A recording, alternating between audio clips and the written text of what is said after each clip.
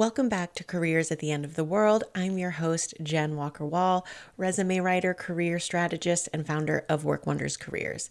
And I'm on a mission today to help rebrand the personal brand and hopefully subsequently give you a little brand refresh as well. Before we dive in, I want to let you know that today's episode and our subsequent episode coming out in a couple of weeks is going to be based on our upcoming retreat nights, resumes that resonate, and quiet visibility for job seekers and freelancers. So we have 2 retreat nights coming up.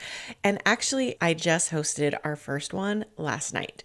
It was a wonderful time. It was great to see so many familiar faces. These retreat nights are containers. They are designed for gentle productivity and to hold space for busy, overwhelmed adults who often struggle to be strategic, who struggle to be consistent, who struggle with confidence in this process. And it's an opportunity to come together, get inspired, create a plan, move forward, get answers to your questions, and be in the company of other truly lovely, absolutely top-notch people. If you're a member of our job search community, all of these retreats are included for you at no additional cost. But we're also making these retreat nights available, and we have a community pricing option to make them as accessible as we possibly can.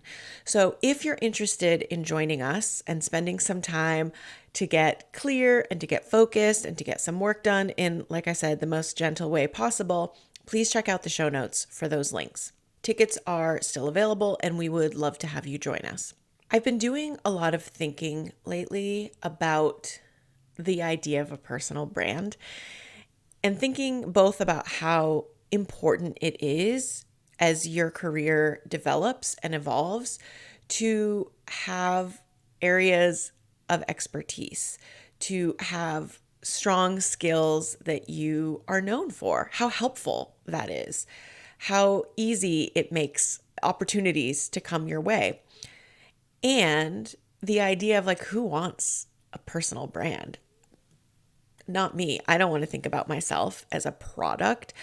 I want to think about myself as a dynamic, unnicheable person, right? I think that's how a lot of people feel.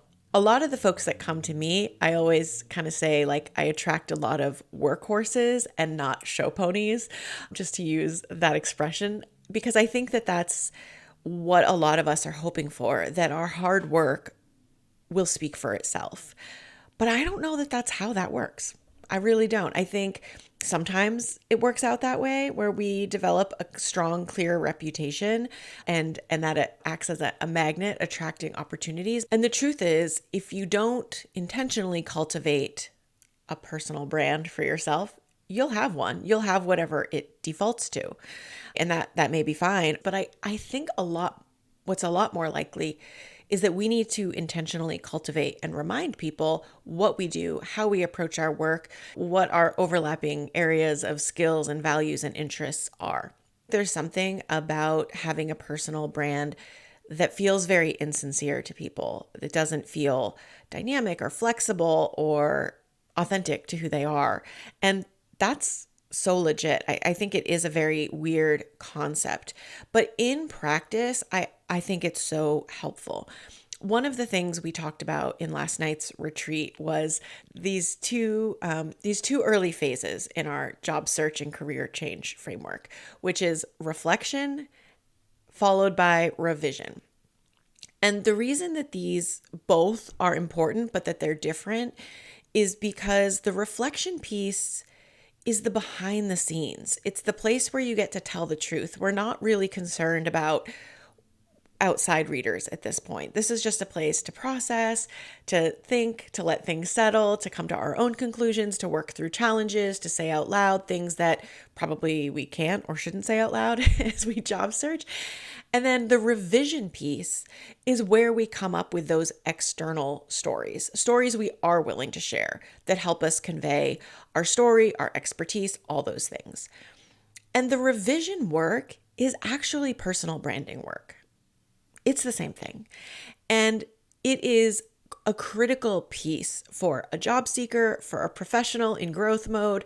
It is really not something we want to neglect. In many ways, it's like the North Star of this whole project. And so it's really something we want to take seriously. I want you to take it seriously. So to be clear, I hate that we have to think about ourselves as products. I still hate capitalism. I still hate hustle culture, but I want to invite you to really think about like what a personal brand is and what it could be, which I think would really make it a lot easier to communicate your strengths and attract opportunities. And I'll use myself as an example. I'm a job search girl. I'm a resume girl, right? People come to me when work isn't working, and that benefits me tremendously. And the reason I've earned that reputation and I've developed this brand is because I have very visibly been talking about like the same handful of topics for over a decade. Now, the good news is I don't think it takes that long, and I don't think you have to choose to be visible in the ways I've chosen to be visible. But we do want to think about the contributions you're making, how you can make them, how you can share broader messages about who you are and how you approach your work so that you can benefit from being whatever kind of girly you might be. Maybe not a resume girly, maybe not a job search girly, but whatever that might be for you is going to be valuable, okay? Because people are going to refer opportunities to you. They're going to know what you're looking for and what you're bringing to the table. And that's enormous. That's enormously valuable in the job search or career transition process. If you can't fall in love with the idea of cultivating a personal brand, I suspect you could be at least tempted to do some of this work by knowing that the result of this work is people bringing opportunities to you, people sharing opportunities they see with you, people referring clients, jobs, recruiters your way. You develop a reputation when you engage in this work consistently. You stay top of mind when you engage in this work consistently. And so when those right opportunities appear in front of people in your ecosystem, you'll be someone they send those opportunities to. Does it have to feel terrible and inauthentic and insincere to cultivate a personal brand? I don't think so. My goal here as a career consultant and strategist is to find ways where people are comfortable contributing, sharing, meeting people, having colleagues, having relationships, having conversations. Those opportunities and those kinds of action steps often are fairly palatable to people. So I'm a big believer in leaning into feel-good tactics and strategies around this kind of work. I believe firmly that it's possible to have tactics that allow us to share our strengths, our skills, our expertise, our values that don't feel pushy or salesy or intrusive or force you to become a LinkedIn influencer, okay? And that's what quiet visibility is. It is a process and an approach to this kind of work that prioritizes connection and impact over performance, because who wants to do that? Not me. So quiet visibility, what I mean when I use that phrase is that there are strategies and tactics that allow us to show up with intention, with consistency, that allow us to share ourselves and our work. And we're not prioritizing virality. We're not prioritizing, befriending the CEOs. We're looking for connections. We're looking for peers. We're looking to make contributions to relevant conversations and communities. This might look like strategic use of LinkedIn.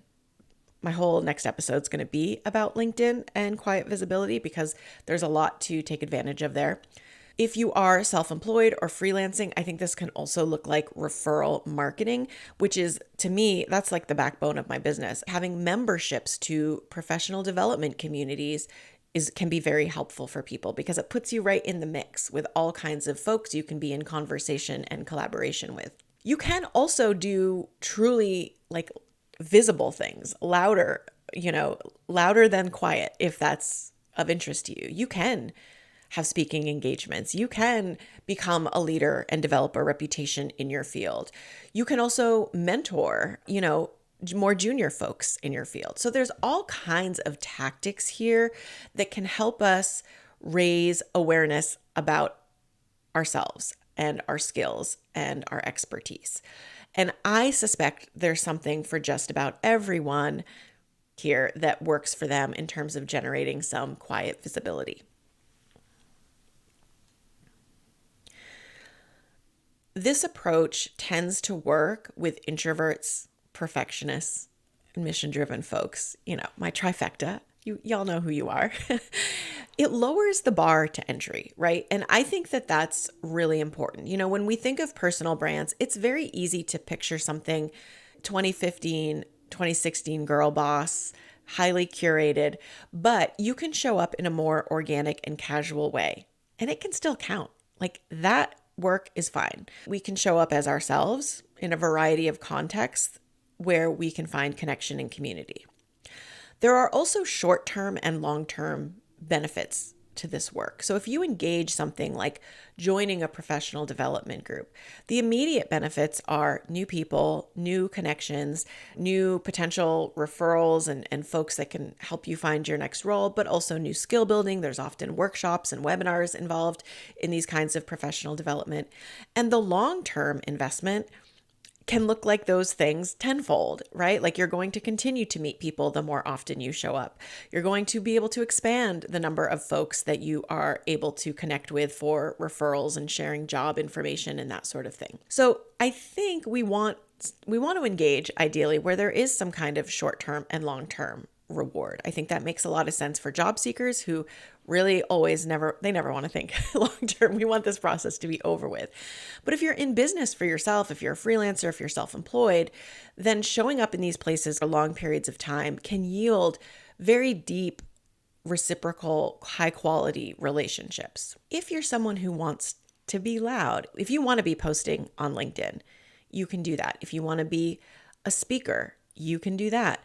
But those aren't the only options. And I would say those are actually the rarest options and some of the hardest options even to really get traction with. So I'm hoping to introduce you, or at least warm you slightly to the idea that there's other ways that you can really raise your visibility here that are well within your comfort zone, well within your current existing skill set, and that are very worthwhile in and of themselves. So I'm spending some time, especially, late May heading into June here, really thinking about how do I get people to engage in this work of developing a strong personal brand in a way that feels helpful, strategic, consistent, useful, practical, sincere, rather than developing something complex and highly curated that may not be helpful anyways. If you are interested in thinking about this approach, you should definitely come to our retreat night happening in early June.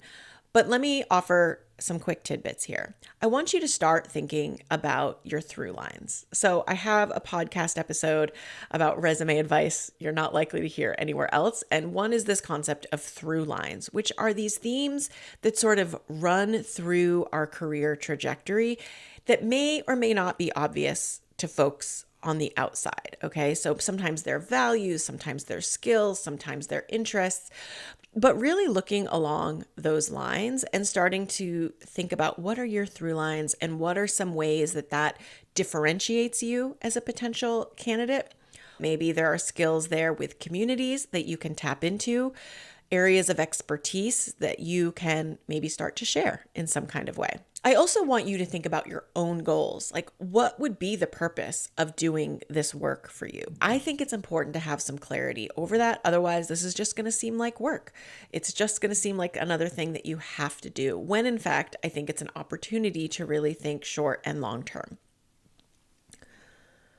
I always like to ask people, people are like, I don't know what my reputation is. I don't know what my personal brand is. I don't think I really have one. What kinds of problems are people bringing to you to solve over and over again?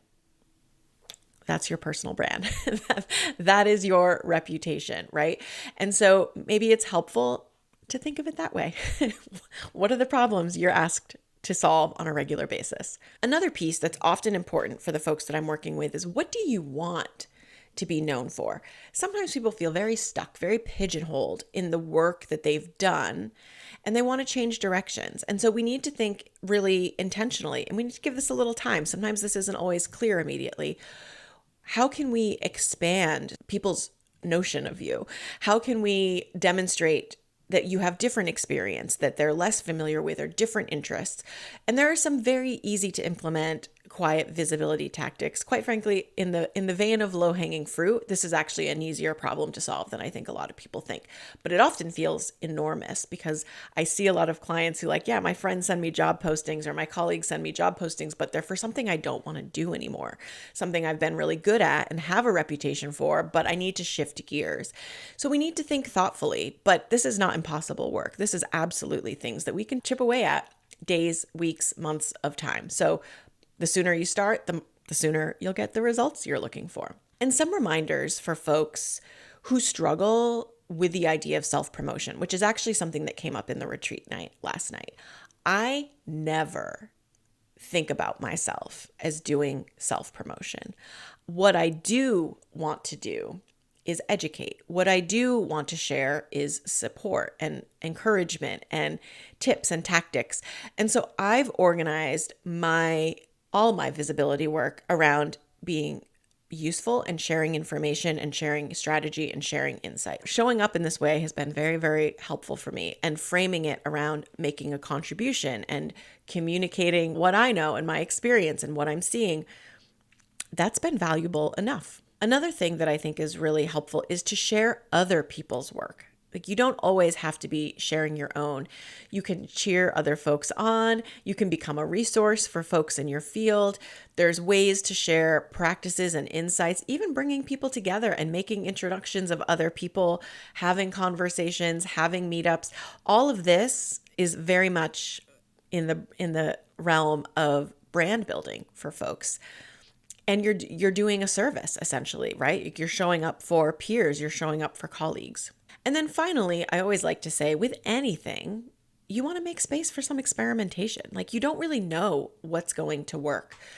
And it took me stumbling into, I must have been in a marketing webinar, but someone was like, education is a form of marketing. And I was like, immediately like, great, that's what I'll do, because I can do that. I was already teaching college level sociology. I'll teach job search strategy too. And that's what sort of helped me get myself out there, right? Without having to feel like I was putting myself out there, because who wants to do that, right? We're trying to make it comfortable. We're trying to make it practical, and we're trying to make it effective, because there's really no point in doing any of this if it's not effective. You don't have to be loud and viral to have a strong personal brand or to be clear about your area of expertise. So as I close out here, the reality is, you have a reputation or a personal brand, whether you cultivate it with some intention or not. And my question would be, is yours working for you? I think of this as like the resume or the LinkedIn. Like, are these assets working for you? Could we make them work better? Could we improve, elevate, optimize what's happening here so that it is working better for you, sending better job opportunities, expanding job opportunities, helping you build connections? You might think your reputation is clear, but I would suggest that if it's not helping you move your job search forward, if it's not helping you move your business forward, then there might be something here for us to iterate and improve on. And that is why this retreat night on quiet visibility is not just for job seekers, because I see a tremendous amount of self-employed folks, freelancers, business owners, like really struggling with this in this moment. We need to show up, we need to be visible, and we need to find ways to do that that are useful and effective. In our next episode, I'm going to be talking about LinkedIn specifically, how I use LinkedIn for quiet visibility. I guess quiet is pretty subjective. I do post over there on a fairly regular basis, but I will be offering some ideas and insights that don't require you to post over there. And in the meantime, I would love for you to join us for an upcoming retreat night. We have resumes that resonate coming up in mid-May. In early June, we have our quiet visibility retreat night.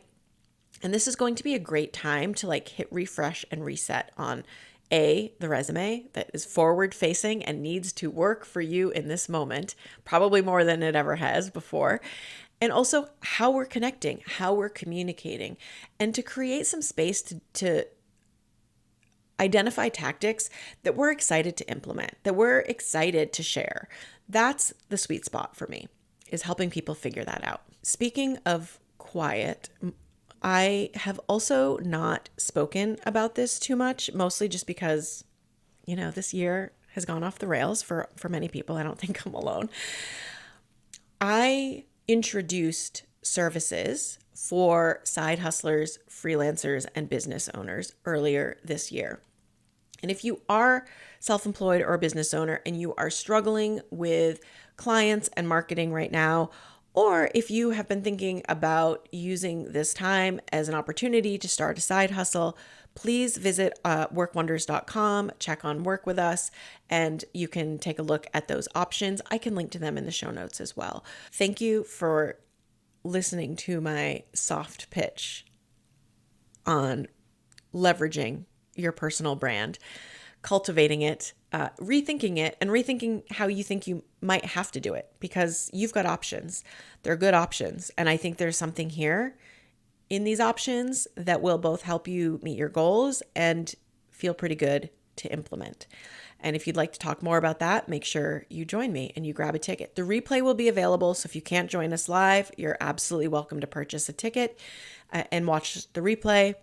So please feel free to do that. As always, thank you so much for listening. I value your time. I value your trust. And if what you heard today was helpful, please feel free to leave us a review wherever you listen to our podcast.